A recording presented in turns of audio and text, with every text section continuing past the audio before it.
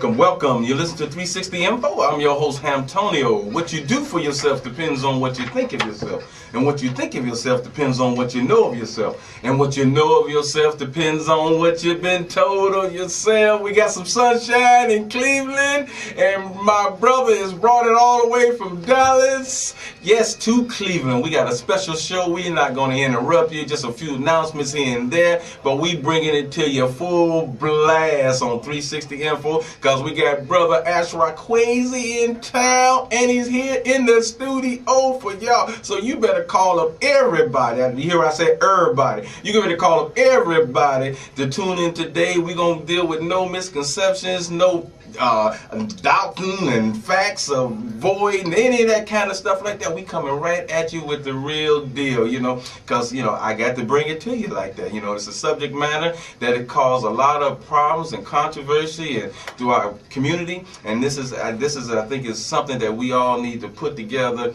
and iron this thing out, because that's the only thing I think, one of the things that's going to bring us together, because we're going to go way back. When I say back in the time and see what all this started and where all this come from. You know, when we talk about our spirituality and African spirituality, what is African spirituality? Yeah, we're going to talk about that a little bit. And how to relate to our Western religions right here today. That's what we're going to be talking about a little bit on the show. And later on at 5 p.m. at Cleveland State, we're going to give you an up-close front view in personal what's going on, and eyewitness account what's going on, because we got brother Ashra Kwesi. I'm in the studio by myself. My co-host is not in. I got my brother Kaka here from Pittsburgh in there filming, and we going, hey, I tell you what, just call up the folks now and tell them to tune in here. You can go to the internet, www.newstalkcleveland.com, and click on. You can hear it anywhere in the world right here. So, hey, I'm gonna take a quick break, and I'm gonna come back, and we're gonna introduce brother Ashra Kwesi uninterrupted. You know, just a few announcements here and there, and we're gonna bring it to you today. And you know, you're gonna want to come on out to CSU this evening, because we bring it in. It's kicking off our whole African History Month, Sankofa in June. I like to start off with a little informative stuff, some good powerful lecture, and we also got Dr. T. Moore talking about that melanin. He's matter of fact, his plane is landing right now in Cleveland. So Cleveland is the place to be. So we're gonna take a quick break, and we're gonna be right back at you.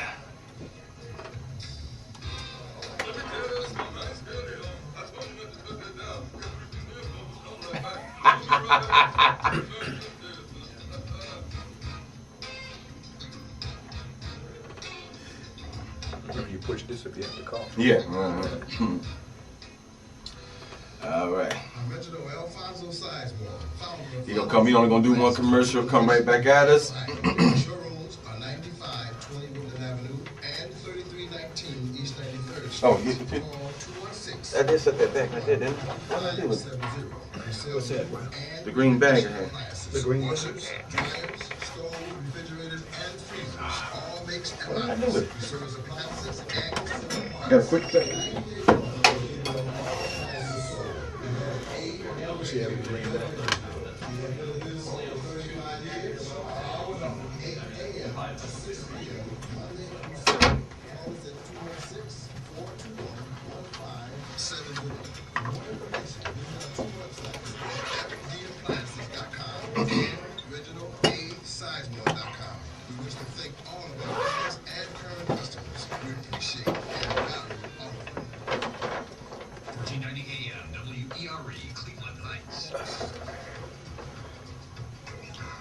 Welcome back, welcome back. You listen to 360 Info. I'm your host, Hamtonio.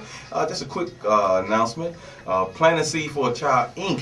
is having a function today at the Good Shepherd Church. That's 23599 Cedar Road. That's in Lyndhurst, all right?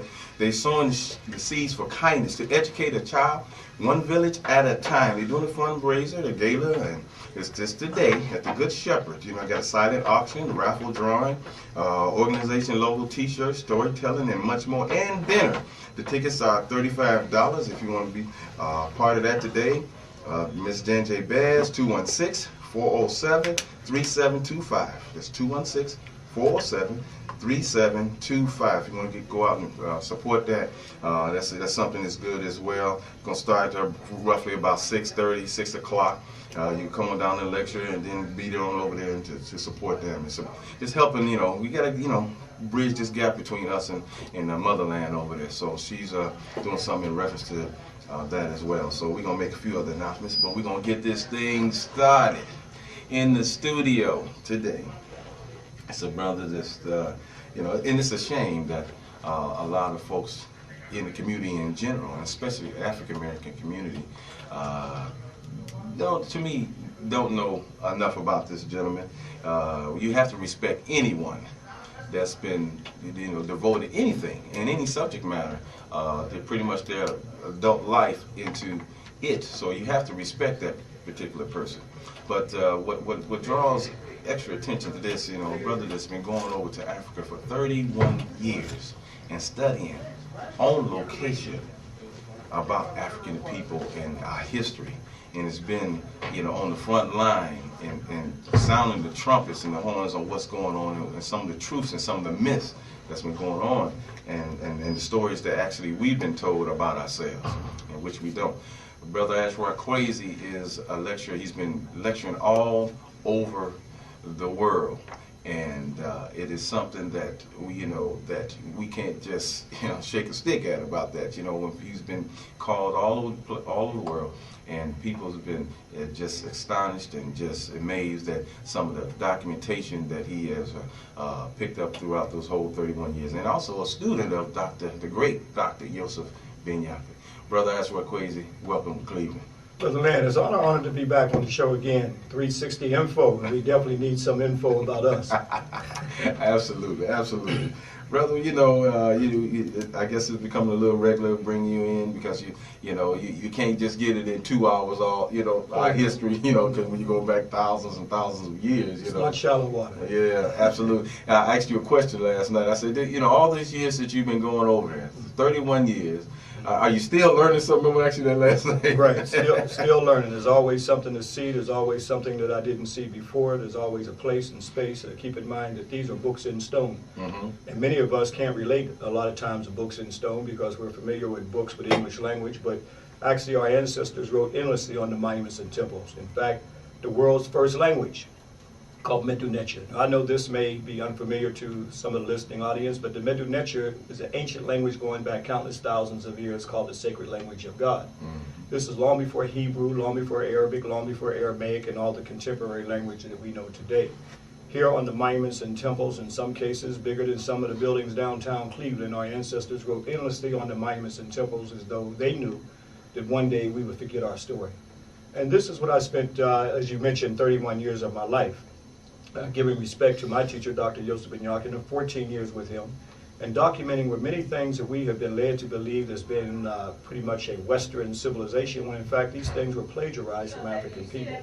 And I think it's extremely important, especially when we take the state of our children, what's happening to low self-esteem and all these things. Absolutely. We can understand that once this information is exposed to African children, it's an inspiration and motivation for them to want to learn, to want to know who we are. But of course, if that child is in an educational system and nothing is told or very little, that we were savages and heathens and all these other negative connotations. And slavery was the best thing that ever happened. Slavery is the best thing that ever happened to us. And of course, you're going to have a rejection. One doesn't want to know about oneself. One's going to have a hatred towards self. And above all, when taking brothers and sisters back to the temples and monuments, we see the black divinity or the black representation or the black divine images on the temples, where many of these ideas were copied by Europeans.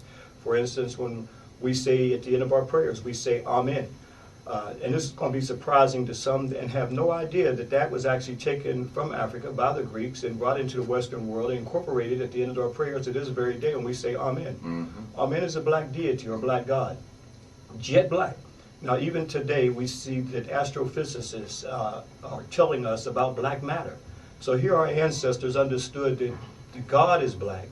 Okay, that representation using the science of key carbon atom is black. Everything, the universe is black. Everything is coming out of blackness. And the Western world ends with their prayer, Amen, that represents the invisible spirit that's in all of us. So we still see in Timothy chapter 1, it talks about I'm in the invisible spirit. So it's only when we go back to start to investigate. We are an old people. In fact, I can go as far as to say that we're so old that we got Alzheimer's now.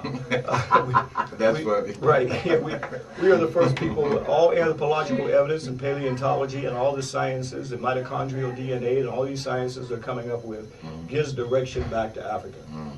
African people were not just standing around waiting for Europeans and Asians and others to come and tell us these things.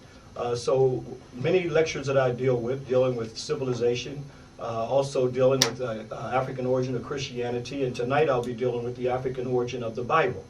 And of course that's an eyebrow raiser to many of us because we think of the Bible as just a one book, but in fact it was plagiarized from many spiritual ideas that African people wrote thousands of years ago. Even if we look at the King James Version of the Bible and the opening of the pages, it tells you diligently compared and revised. Now that's, as soon as you open up the page, that's on the first page. So an intelligent person would ask, what do you mean by diligently compared and revised? That means that there are some earlier works, there's some earlier spiritual writings. And then first of all, we got to look at why does Egypt, especially Alexandria, why is it that the Western Bible that we know, where was it written at? Where was it first written at, known as the Septuagint version of the Bible? It was written in Alexandria, Egypt. Now, who wrote this Bible? This, during the time of the Ptolemies, these are the generals of Alexander that we are taught to call the Great. Nothing great about him coming in to plunder in Africa. Europeans are not going to call any conqueror the Great. But getting back to what I was saying, after him, his generals took over like Ptolemy. And this is where he got, at that time, the Hellenistic Jews at that time to write the Greek version of the Bible. This is known as the Septuagint around 250 BC. So when we understand why Egypt, because during the time when Alexander came in, they plundered many temples that I take groups every year. Temples like AFRIK'ASSIETTE, known as Karnak. Temples like the Temple of Haru. These are great monuments. These are books in stone. There they plagiarized ancient papyruses that we call books today and incorporated this into the Alexandria library that they built.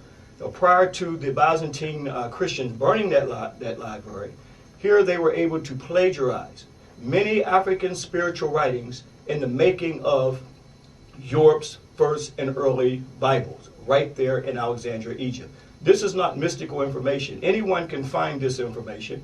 It's documented information. Okay.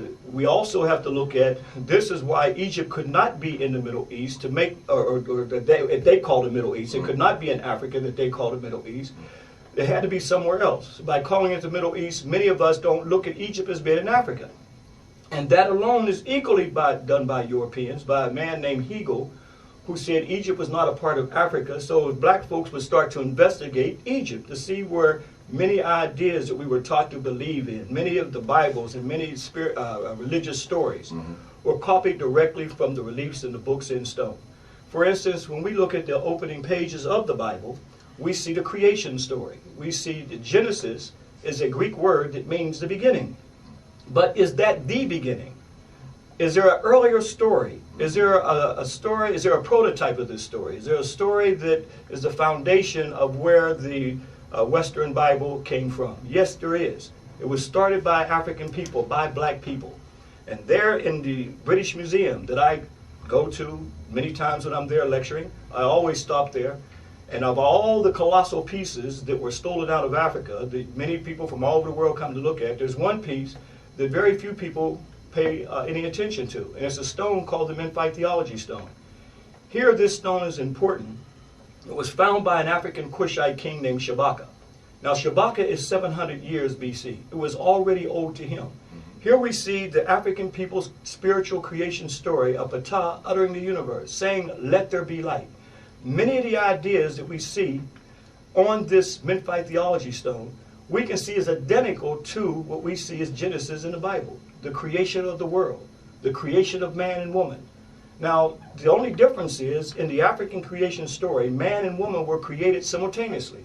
There was not a story that a rib was taken from this man named Asar, okay, in the making of Aset, who was the world's first woman. They were created simultaneously. Okay, question then, Brother Kwesi. Why do you think that, that happened, that story, changed up on us? Africa is a matrilineal system. And what I mean by matrilineal system, everything is based off of, as our ancient African ancestor, Kemetic African ancestors saw as the womb.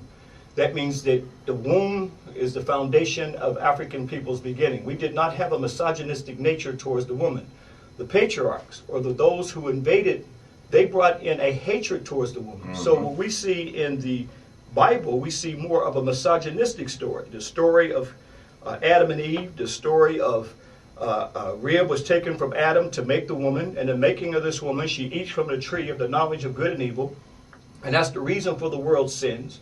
And then there are some stories we are told that the natural cycle of the woman, monthly cycle, was to remind her of this woman's first sin. African people did not have that story. It was based off of spiritual balance. Man and woman were created simultaneously. It was not a story of a rib and all these stories. So we have to go back to the understanding of how the African man saw the African woman. And he saw her as a balance, an equal. It is called ma'at. Okay, that is balance. Yeah, because I have got one of your DVDs, and it was just amazing. You try to talk to people and have them, listen and show the documentation that you offer here. That when you show those balance and when you have figures in reference to the male and female principle, a lot of times the woman was destroyed. Just like they blew the noses off in some of the temples and the statues there.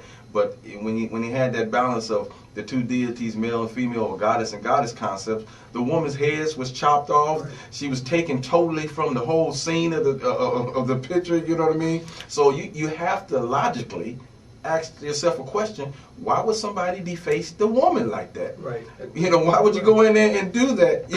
That type of degradation to the female counterpart. Why? Well, so if you have a misogyny towards the woman, then these are the kind of things that would happen. Our African ancestors saw that your first baptism took place in the amniotic fluid of our mother's womb. So the amniotic fluid of our mother's womb, that was spiritual. That's a natural process. But if someone has a hatred of a woman, like Michael Bradley in his book, The Prehistoric Sources of Western Man's Sexism, Aggression, and Racism, I have respect for this European because he's looking at how the European had a hatred, for the woman. Whereas in Africa, it was based off of a spiritual balance. You could not see the God without the goddess, nor the goddess without the God. Now that's one of the things I've been asking for a lot in the creation story in Genesis. Let us make man in our own image. Now it seems like us, that means there's two people here. That's like a husband and a wife would say, let us make a baby in our own image. So no one has been able to answer this us. So again, it seems as though the patriarchs who are coming from the north forgot to take out the us. Yeah, well, we good as time go on and trying to make it fit into a plan or religion or because even with the amen stuff, over the years, rather than them knowing that that's an Egyptian god, they say, well, it means amen means it's let it be so, we in agreement, so we'll make it work for us, as time go on, and we're good for doing that, rather than looking at the origins of actually where it come from and what it's about. Because when you do that, now you have to go and study the people that it come from. Exactly. You just can't take that word out and say, okay, I'm just going to take the word or whatever they call Jesus, or how Jesus' name, through linguistics changed throughout the time. But you got to go back and research the people, and see how their concept of it, and see if it's gelling up with the same information you've been getting as your religion started in Africa, went to Europe and come to you. Go straight to the source and see what they have to say. Well, and that's one of the reasons why we do these presentations. The presentation is not for people to believe what I'm saying. I'll make that clear. Okay. The information is for people to think. I come with critical analytical analysis of information of 31 years of my life. I will be dealing with the reliefs and the books in stone. When I met Dr. Ben at Long Beach State many years ago, back in the early 70s, I was impressed by the information and blown away as well. Never heard the information before, and I asked Dr. Ben, can you prove this? He said, young man, I can take you back and show you. So that was always a dream, to return back to Africa to see this. I did not know that I would spend 31 years nonstop. I have not missed a year in 31 years of my life, researching not only in Egypt, Sudan, all the way to the foothill of the Mountains of the Moon, known as Kilimanjaro. There I was able to see and do the comparative analysis, which I'm going to do in my presentation tonight. I'm going to look at the pictorial pictures of the Bible, and we're going to see the books in stone to see without question these things were plagiarized. But we have to keep in mind that this is not alien. These were created by black people, African people. It was created by our ancestors. That's how we've got to see it. We can't see it from an alien point of view or something from some planet or somewhere else. And once we start to look at it, I think we can start to develop our own divinity. That's very important. When we understand what do I mean by this divinity? It's the black divinity that was taken away and destroyed in African people. And everything that we see in relationship to ourselves is a negative connotation, even to this very day in the church. Oh, free my evil black heart, O Lord. Wash my heart whiter than snow, show me the great white way. So everything has been related to a negative in relation to our divinity. And when we bring our divinity back, we'll have unity in the community. When young brothers and sisters can see that divinity emanating from each and every one of us, then it's impossible for a young person to harm another black person in the community. Right. And that's where I want to go and stop at this and interject this, because this is the question, you know, as far as on my plight for history and trying to, you know, turn people on to at least checking out the information and going back and doing research, and they discarded, oh, that's just history. You know, how this history stuff is going to help me, or how it's going to stop them young brothers out there from killing each other. And, you know, that's just history. That's just some academia. You know, why should I be worried about history? Well, that's a sad thing to look at it. You know, keep in mind, one of the great ancestors and master teachers, Carter G. Woodson, told us, if a race has no history, if it has no worthwhile tradition, it becomes a negligible factor in the thought of the world. It stands to be exterminated. Again, if you wake up in the morning and all of a sudden you got an attack of Alzheimer's and you have no idea who you are, who your family is, how would you start your day? So equally, that applies to the race itself. If we have no idea of who we are, then it's not going to reflect in anything that we are in the culture of this country. When you go to Chinatown, they're expressing their history, their culture, their ethnicity by calling it Chinatown, or whether it's Korean town, or even the Vietnamese who just got off the boat in Southern California, Little Saigon. They have no problems because no one has taken and stripped them of their culture, their heritage and who they are, their history as a people. So they have a pride in expressing who they are. But you can tell when a people have been ripped of their culture and their spiritual way of life and who they are as a people, then that people will have a hatred not only to themselves, but also to their ethnicity, to their culture, and it will not reflect anywhere. Okay, and this is what we see in the African community. So that's the importance of history. So you think, as far as this, you know, the society from which we live in, played a great part of that as well, with all the negative images without question. and imagery. We are African people. Let's deal with the reality of the Ma'afa. African people are the only people who were taken from the African continent and brought over here, and in order to make a slave, we were stripped of our names, our culture, our history. You were not allowed to practice anything. In fact, we were not allowed to read or write. We were caught reading or writing in this country. We were whipped and even killed. So when you take that in consideration, our names, our history, even the little part that Roots played on Kucha Kinte and beating Toby into him, this was all part of the psychological damage to strip a people of their identity, because that's how you make a slave. When you strip your history, you can make a slave. So this is what we see this going on today. We were called boys because we knew nothing beyond our master. When you talk to your son, that's your boy, because your son is looking at you. You're his whole world. That's, you know, that's all you know. So when the European, okay, or the white slave master said, boy, we knew nothing beyond him. So today we're in an information age. Today we're starting to look. Today we're starting to break through the whole matrix of what slavery has done to us.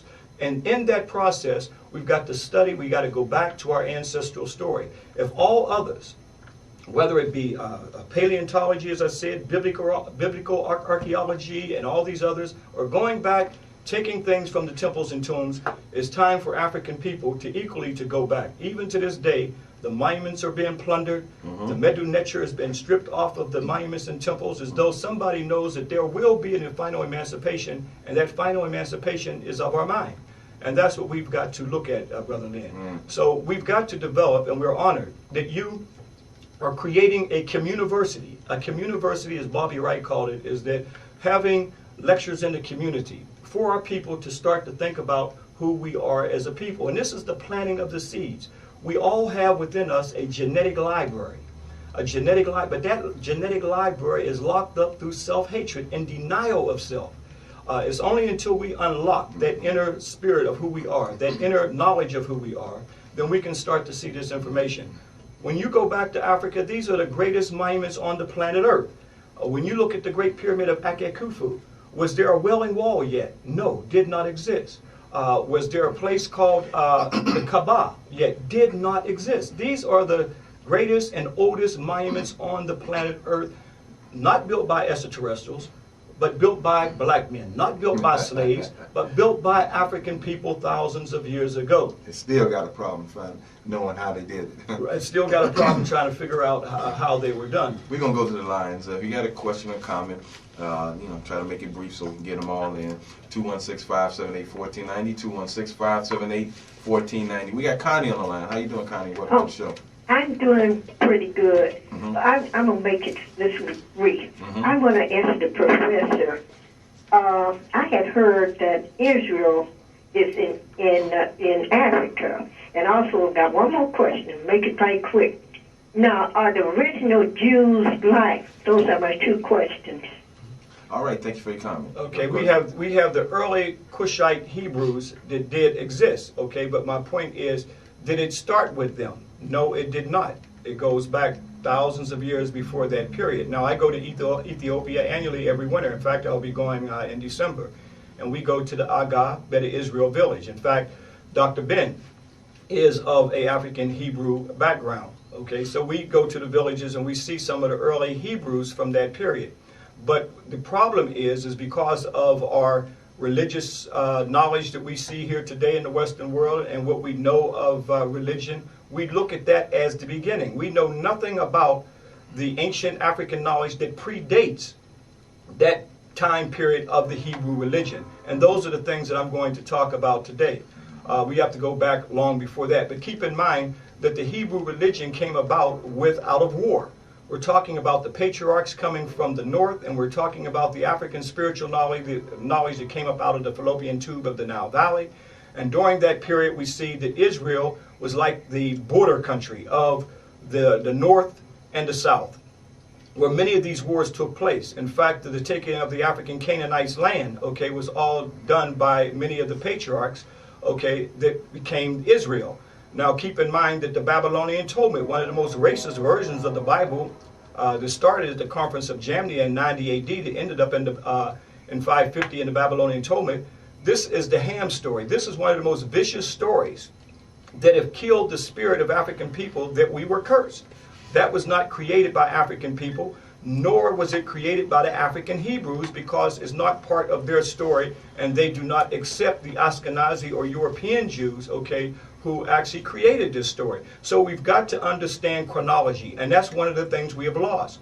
Times and events and what took place, so it becomes all a stew to us, and we don't know how and when certain things took place. Right. So when I talk about the creation in the beginning, we can't start with the Hebrew period. We got to go back and see that African people created these spiritual stories thousands of years ago. Right, absolutely. One of the problems I have is, a lot of the folks, a lot of times we be religious on everything, and so religious, and I guess to validate a lot of things that you do as far as your spirituality and religion is concerned. The problem I have with a lot of our religions is, let me just throw it out, Christianity, you can say any of them. History have to validate your religion as far as spirituality, because they're actually talking about dates, places, people, and things of that nature. So to validate that, you have to be a historian, and history has to go along with to validate this information. I mean, I can sit up here and tell you anything, just like you coming and gonna show stuff that's been carved into the temple walls for thousands of years. That's information. That's factual. Regardless if the information is true or not, it's there. That information is there. But you got folks like the John Paul, things of that nature. I'm told that they don't even can't even find no burial sites for any of these individuals There's a question if many of these people even existed. So you got to have the history. Yeah. Religion is made up of allegory and mythology. That's what makes up religion, allegory and mythology. Even in ancient Kemet, we've had our spiritual stories that were made up, and a lot of it was based off of the spiritual natural forces that they saw around them, in some cases told in anthropomorphic form. As I said, the universe. They saw the universe as a symbol of a goddess. okay, called Nut. Now, why would they have the universe as a goddess? And it's called the arch of the heavens. Interesting, in the Bible, it speaks of the heavens as the arch of the heavens. They saw the universe as a macro womb, giving birth to the stars, giving birth to the sun sun, like our mothers gave birth to the son sun. That's spirituality. That's the natural forces that are around us that we're told in anthropomorphic or human forms, okay, as we see them as the representations that our ancestors expressed on the monuments and temples and many of these things that I'll show tonight.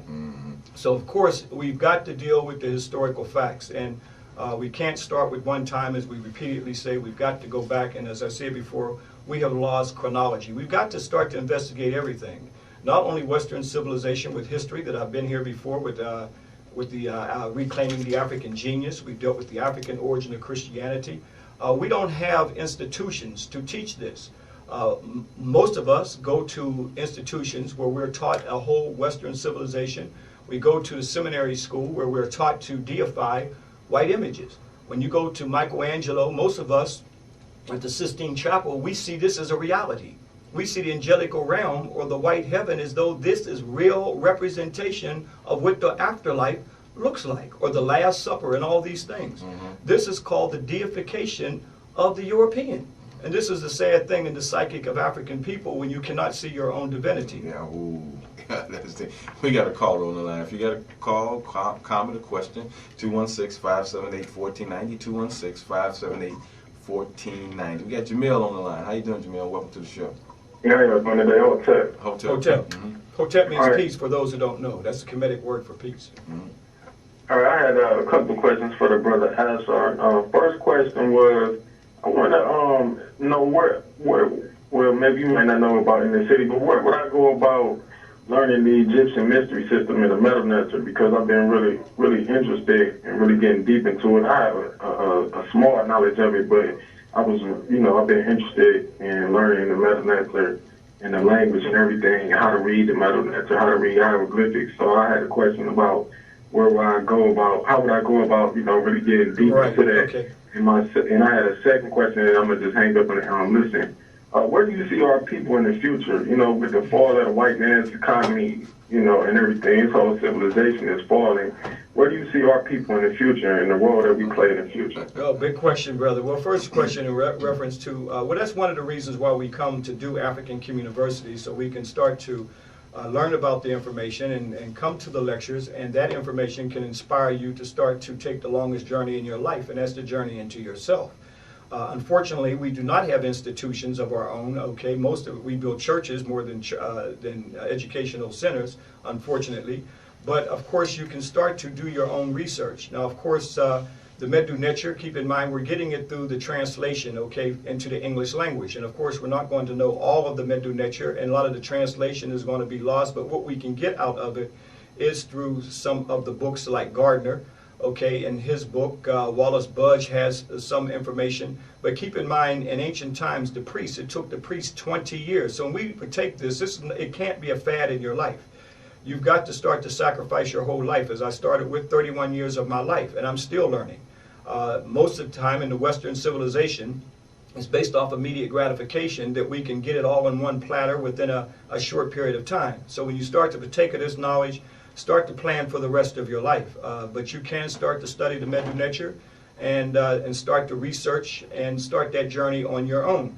And then also institutions that may be around, or people who are coming to lecture, or whatever you can get a hold to. So these are some of the things that can help with studying that. Now, in terms of the future of African people, I would not be doing this or talking about African people if I didn't think there was a positive future.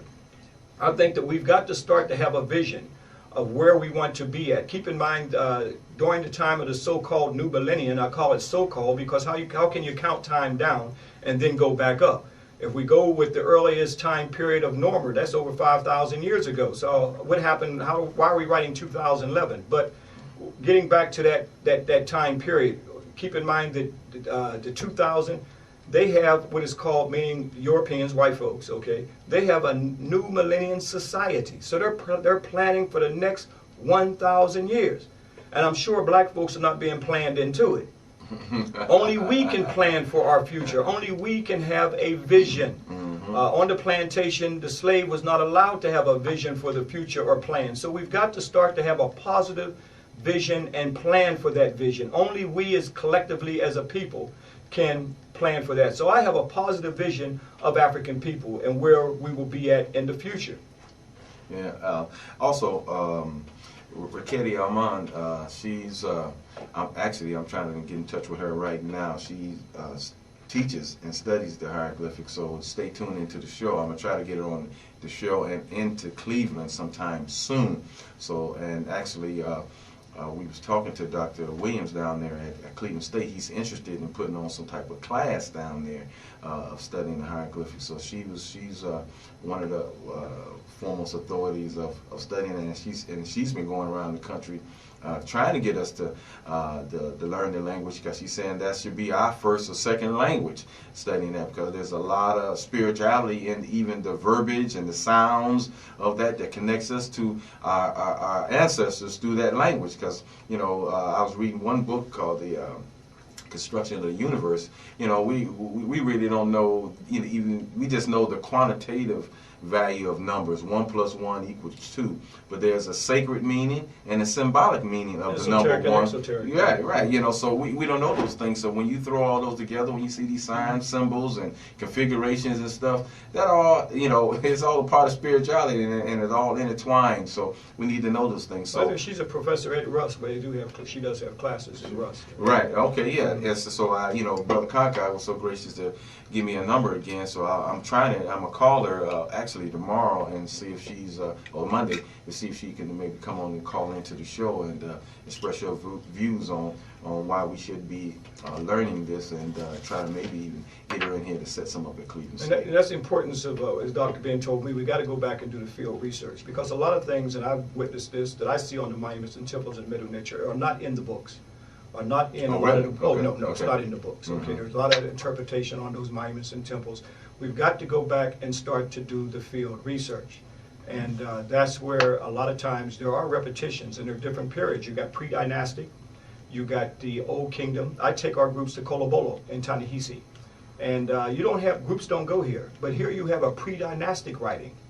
That means during what is known as the New Kingdom of the 18th dynasty, we're talking about over 3,000 years ago, they could not read the pre-dynastic writing.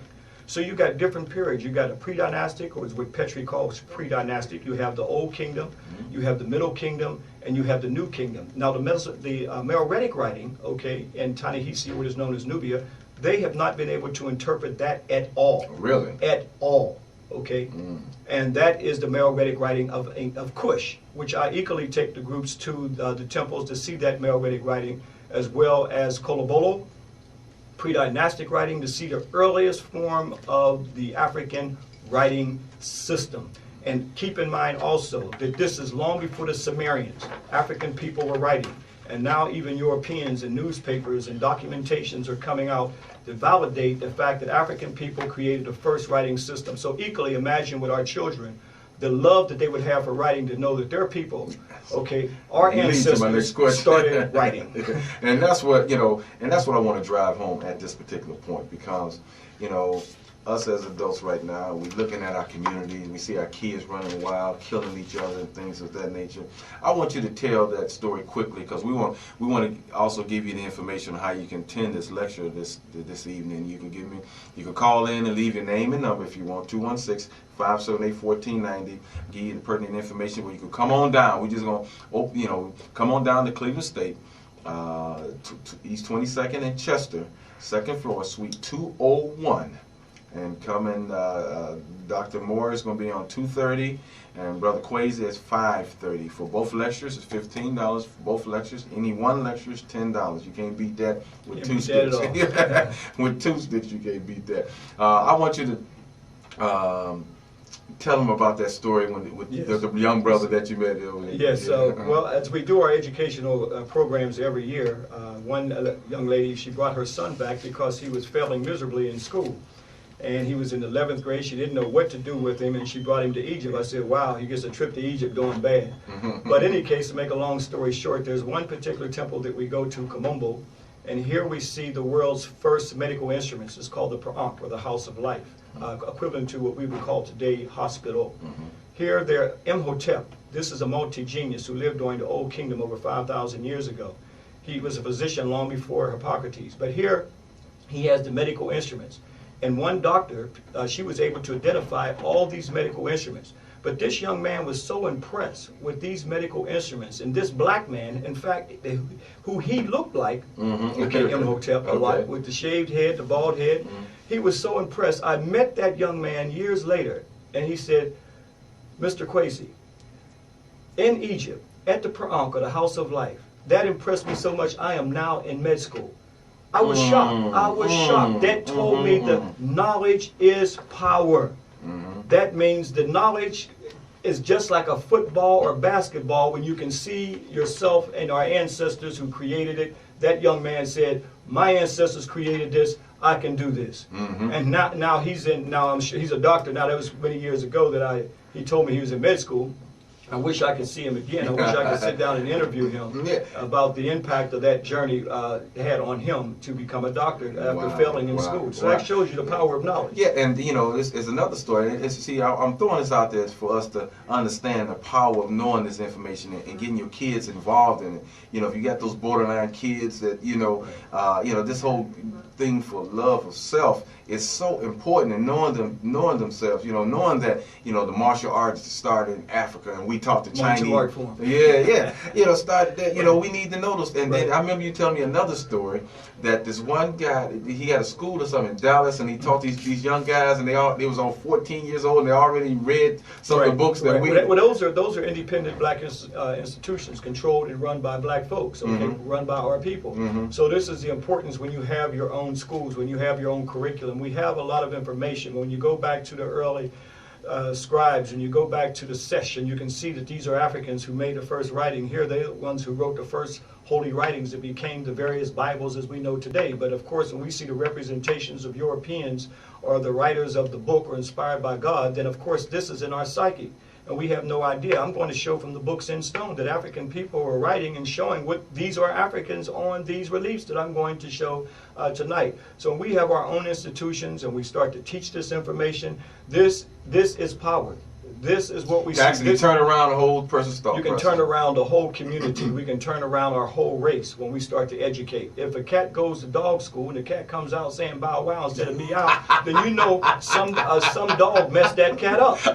Okay, I mean this is just natural stuff. Okay, natural stuff. So we hear these young. Annually, every year, the Organization of Black Unity, they send children, as well as the Marcus Garvey School in Los Angeles that my children went to. They send children with us every year.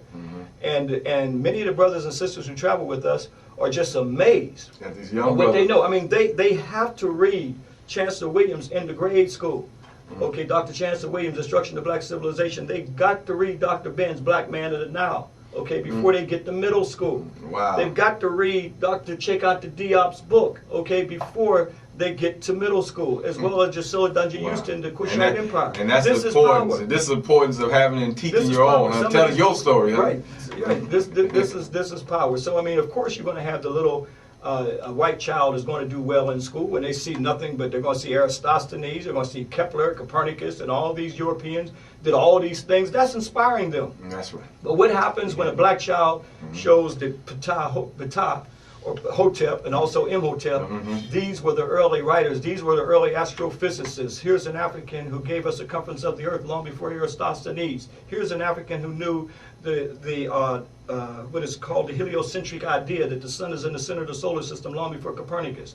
That is inspiring for that black child, especially when that black child sees that Imhotep looks just like him. Okay? So we are taught to deify the Europeans, and through the deification of Europeans, we have a low self-esteem of ourselves, and that does not empower us as a people. So this shows the power of knowledge. Yeah, we got another call on. We got Francis on the line. Francis, how you doing, and welcome to the show.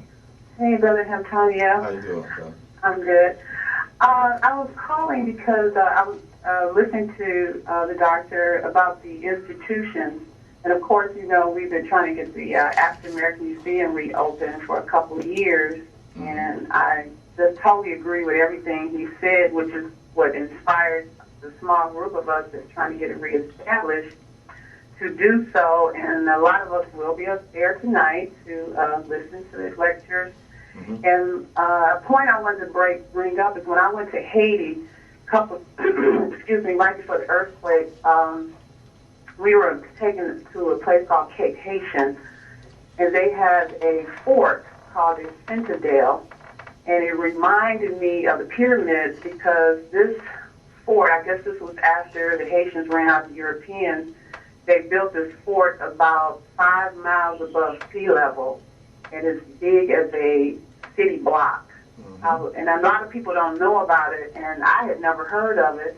And it just kind of reminded me of the pyramids, that these people were able to drag these big bricks and boulders and build this huge fort at the highest mountain in Haiti. Wow. And also they have, it's a museum now, so they also have all these cannonballs that when they took these ships, and they have these cannons and every window all, 4 ways around, and each cannon comes from, like the guy was saying, well, these are French cannons, these are Dutch cannons, these are English cannons. So they conquered a lot of Europeans during that time, and I just wondered, was the doctor familiar, and I'll take my answer offline. Thank you. Thank you.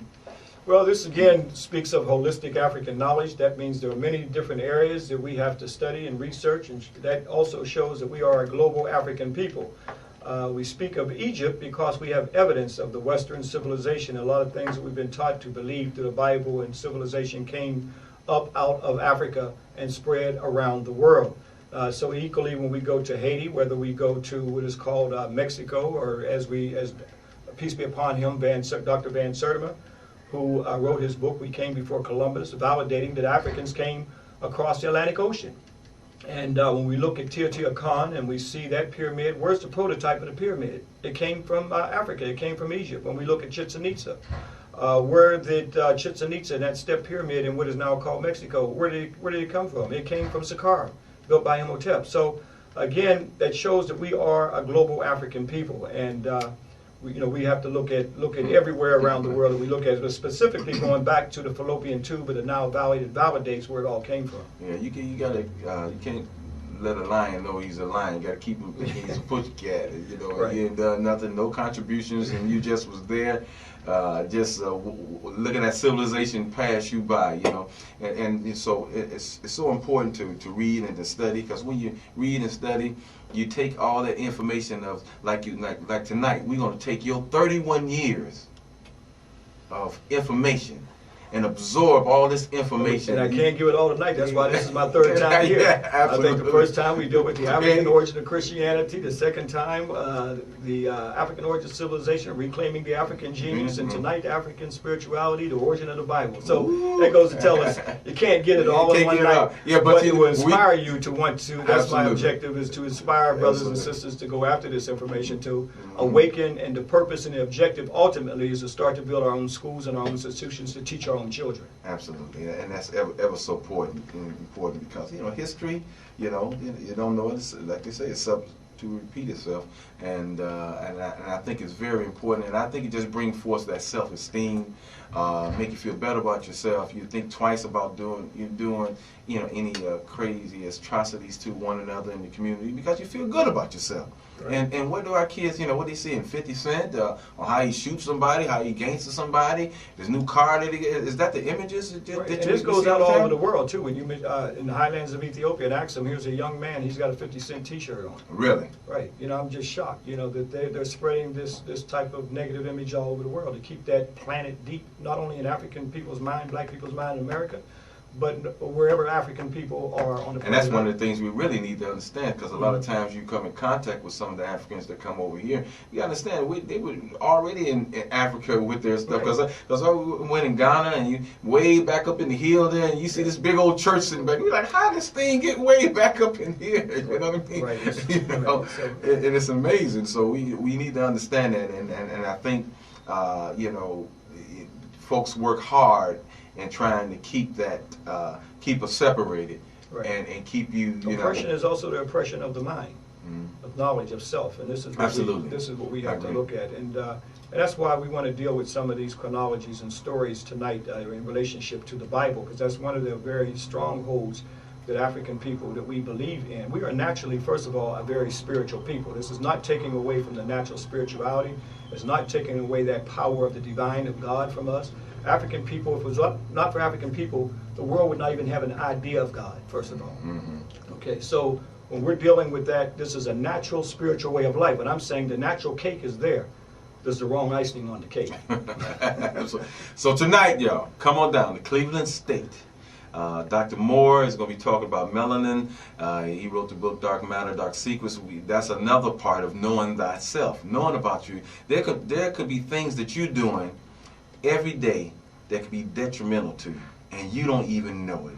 And it's folks live and die, go through their whole life and don't even know about their physiology. And that's a shame. That's a shame on us. Not to even venture out, even want to know about that self, you know. And so he's going to be starting at 2:30. He's doing the melanin lecture tonight, starting at 2:30.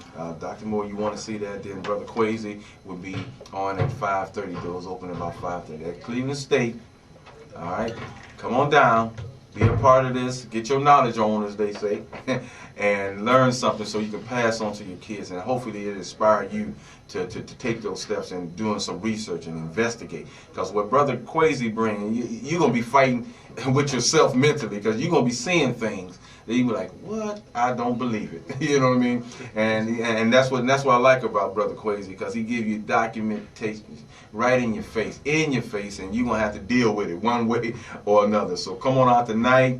Brother Terry King Bay will be there tonight, passing out a little information about, because we got to think about health, and then Brother Kwesi is very in tune to that. You know, what you feed the body is what you feed the brain, and the mind, body, and soul and spirituality is all connected. So Brother Terry King Bay always doing these things on Thursdays at 6 o'clock at Shaker Heights Library. You're going to be doing an herb class so you can learn how to heal yourself. You know, and stay healthy.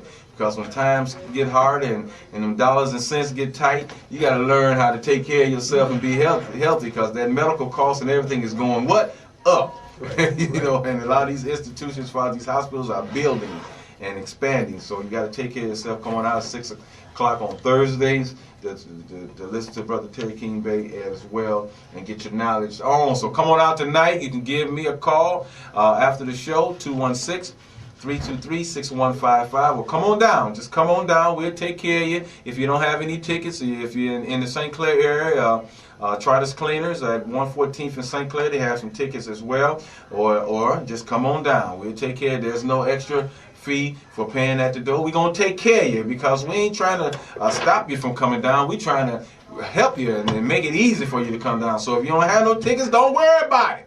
We have a good time with knowledge. And knowledge, you know, we can say you have a good time with it. A lot of times we come around these European classrooms, as I call the psychological, in some cases, gas chambers. Okay. When you come out here, if you know nothing about yourself and you were beat up on, then you have to ask, well, what is it then? So, of course, as Dr. John Henry Clark, peace be upon him, would say, images shape our reality.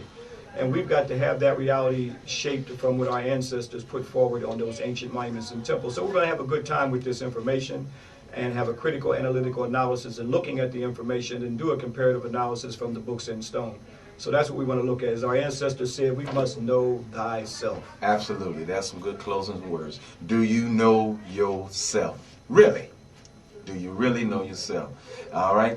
Hey, bring your pastors on down with you. Yeah, let's talk about this thing. Let's iron this thing out. You know, it's time, you know, for us to unlift the veil, because we enter into the age of Aquarius, where all shall be unveiled. And it's a lot of things coming out. For those who have ears to hear and eyes to see, it's there for you. You got to seek, search, seek, and ye shall find. Come on out tonight. I dare you to come on down tonight and get some of this information. Tonight, give me a call, 216-323-6155. And until next week, Brother Kwesi, any closing words? We got 10 seconds. Well, what can I say, brother? Know thyself. This information is a communiversity, and come out so we can see it for ourselves. That's what it's all about. And I can guarantee you that you will start to investigate and look much further than what you have looked today. Absolutely. Brother Kaka from Pittsburgh. And to all y'all, see y'all there later.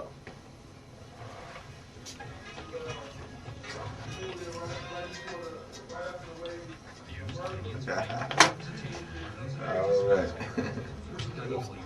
He's always go to about 1,000 things I want to say. Yeah, it's always like that. I'm sure you'll forget what else. Cool in the game. But you've had some nice audiences out for the last programs we've had, though. Yeah. The main thing is, hitting the masses and the grassroots people, because they're the ones that make a difference, and that's the reason why the whole African Center movement was attacked in the 90s. It didn't reach the masses. It was a university thing, and the masses never knew what happened because we didn't make it a movement. And that's what we've got to make sure we do this time is to enlighten the masses of the grassroots audience of this information. So when it does come under attack, the people will protect it because they know it's our knowledge. How we make these folks wanting to want this? We got to put it in a rap song and make it. One of the things that I do at my lectures, I try not to make it, that boring intellectual. Okay, we've got to inspire, we got to motivate, have a good time with it. That's what I've learned from my teachers. I noticed, with Dr. Ben, Dr. Clark, they made sure that, they activated all your emotions. They make you happy, they make you sad, they make you mad, they make you glad. So when you start to evoke all those energies, that means that there's something going on inside of you, for you to inspire. So that's the reasons why it's got to be on that level. You've got to be inspiring and motivating, because our people come out of, Dr. Ben told me one time, we come out of that entertainment type of world. We want something, we've been beat down so bad, we want something to make us feel good. So you got to have it all in there. Okay, the information is not all going to make you feel good, but there's going to be a lot of it. It's going to lift you up. Well, just that and that delivery, how you present, how you your presentation, it's all, and you relax folks, because some folks, sometimes maybe coming right at you, okay, I'm ready to, come on. Right. Baby, come on. We had a sister came to Egypt with us, and she came to Egypt, she thought she was just coming on just one of these regular tours she'd probably been on most of her life. And she comes in there, and you ain't going to talk about my Jesus. We're in Egypt. You ain't gonna talk about my Jesus. She came all the way to the Kwesi. But at the end of the tour, 15 days, this sister comes, and I said, what happened to that sister that told me at the beginning of the tour, what about my Jesus? She said, oh, no, don't even mention that to me. That she had transformed in 15 days. And she did not want to be reminded of herself in that first day. Because those monuments and temples did it all. And that's the power of it. That's the power of it when we start to deal with this information and walking through those monuments and temples and brothers and sisters seeing all this information. So again, we are great, that we are able to have this now at our disposal. Many brothers and sisters talked about it for many, many years. In the 1700s, brothers and sisters talked about it. But now we're going back. We're going back to the monuments. We're going back to these sacred places. We're not going to mystical worlds. We're going to holy ground. In fact, the world's first sacred ground, the world's first holy land, and starting to see it for ourselves. And of course, once you have this information and once you have it in your genetic memory bank, you can never forget it. It's like education. No one can take that away from you once you're aware of it, once you know about it. It's always a part of you. And in the African Communiversity, that's the one reason why it's so important, because this information does not come from one element. There are many, many elements of our teaching in this information. So we've got to deal with not only the history, the religion. We can't run in the closet when it comes to the religion. Okay, we got to deal with all of it, health and all these things. Absolutely. And there are many people out there dealing with all of it. I call it the eye in the broken glass syndrome, okay? Meaning that if you take a mirror and put it up to your face, you see what? Your face. But if someone takes and knocks that mirror out your hand and it breaks up on the ground in many pieces, you pick up one piece and you say, I got it. No, you don't got it. And you only see your eye. But there are many other pieces that got to be put together to put that mirror together to see our whole face again. So we all have a piece. And that's why we're honored, brother, that you're bringing in so many people in this community, so there are many different aspects for our people to see who we are as a people. Many pieces has to be put together. One person doesn't have it all. And I'll be the first to say that I don't have it all. I have one of the pieces of the many pieces. Absolutely. Yeah, you know, it is. You know, we got to put it all together, man, because it's so much work has been done to defragment. You know what I mean? So it ain't gonna come together just like that. You know, some got it here. Mum's been the word for a long time, because some of those tribes with the Dogons and all that, they tight-lipped about some of this stuff, because they know they seen the invaders can't come in, and they say, okay, we're gonna keep, we're gonna shut it down, you know, and only certain folks, open up, to this sacred knowledge, to the sacred knowledge. Absolutely, system. yeah, so. So we gonna have a good time with it tonight, and it's gonna be good. Is he kicking us out? No, you got another phone call out. Okay. Well, that's one thing about traveling to Kemet, is that you're traveling through all these time zones. You're traveling through all these time zones. Like I spoke of earlier, Kolobolo, a pre-dynastic period, thousands of years before the Old Kingdom, and then of course you got the Old Kingdom, and you got the Middle Kingdom, and also the New Kingdom. So you have all these periods of time, and it's just unbelievable that you can go through so many time zones. You can't go through a time zone in Europe like that. You can't go to an early pre-dynastic kingdom in Europe, okay? These people were cave people at this time. And that's why it's important for us to understand chronology and times and events dealing with African people. Now, when we deal with the Europeans who have documented things in Africa and so forth, we can see that it still takes them back to Africa. It still brings us back to some of the earliest kingdoms that I show our groups in Ta-Nehisi or Nubia of Wadi Halfa, 55,000 to 65,000 years ago. We're an ancient people. Just recently with the finding of Adaltu, 165,000 years ago. So somebody knows something about African people that they do not want us to know about ourselves. And it's time for us to find out about ourselves and not let others dictate to us, because in many cases when we have someone outside of us researching for us, they're not always going to tell us the truth. We can't expect discover anything for us. We can't expect the History Channel. So we have got to start to get out there to investigate this knowledge, and that's what it's all about, and put all the pieces together of this historical chronology of African people. In some cases, it can be a jigsaw puzzle. But of course, like any jigsaw puzzle, once you put the pieces all together, you can see it's one big, beautiful African story once the picture is put together. Mm-hmm. So we are honored to be here in Cleveland for another community, as Bobby Wright said, to educate, to liberate. That's what it's all about. Educate to liberate. And as long as I know I can inspire somebody, I can motivate our brothers and sisters to think beyond the Western world, because he who circumscribes your circumference determines the diameter of your thinking. It's unfortunate our thinking